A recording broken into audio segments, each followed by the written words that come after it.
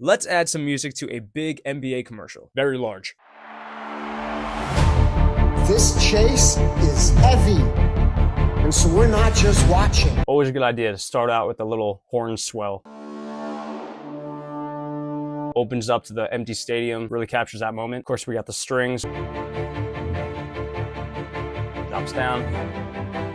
It's really all about the layers. We're only like 10 seconds in, and the amount of layers I have, especially with the effects, are insane. I'm really just focusing on how can I enhance every single moment of what I'm seeing visually with audio. Do you see in... It's almost a slow motion clip, and then it speed ramps up. So to match that speed ramp in the visual, I added a riser with a bunch of hits, and it almost like the music kind of sped up with the visual. Again, just matching what I'm seeing. And then when he goes to grab the ball, I kind of ring out with that metal hit, which is somewhere over here. Jesus, there's so much.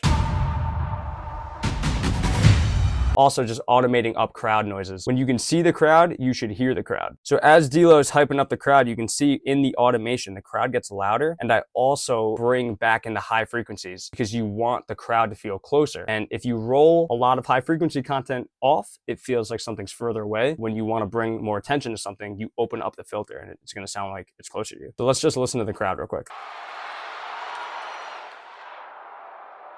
And then when you see these guys, have a completely different crowd layer just to make it feel a little different. I'll shut up. All that we see in you make it a... So now we're kind of in like act 2 where we just add a different string part to make it feel really, really big, especially when the smoke comes and LeBron does his signature thing, adding a little bit more piano. More than a game. So when that guy's screaming, I actually overdubbed that. That's me saying, ah! So just to enforce that, I just tucked it in and it just adds to the overall performance. And I added some stuff to it. EQ, I big crushed it a little bit. Of course, I put it in a little bit of space and I just compressed it.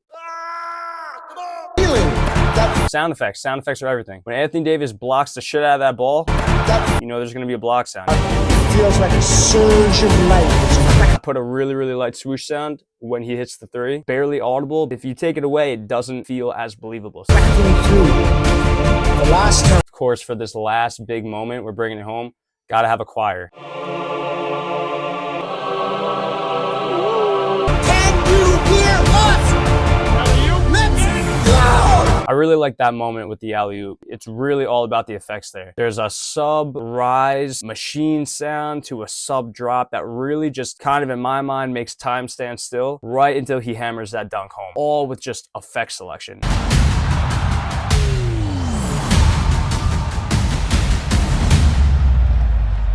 It's about the hits.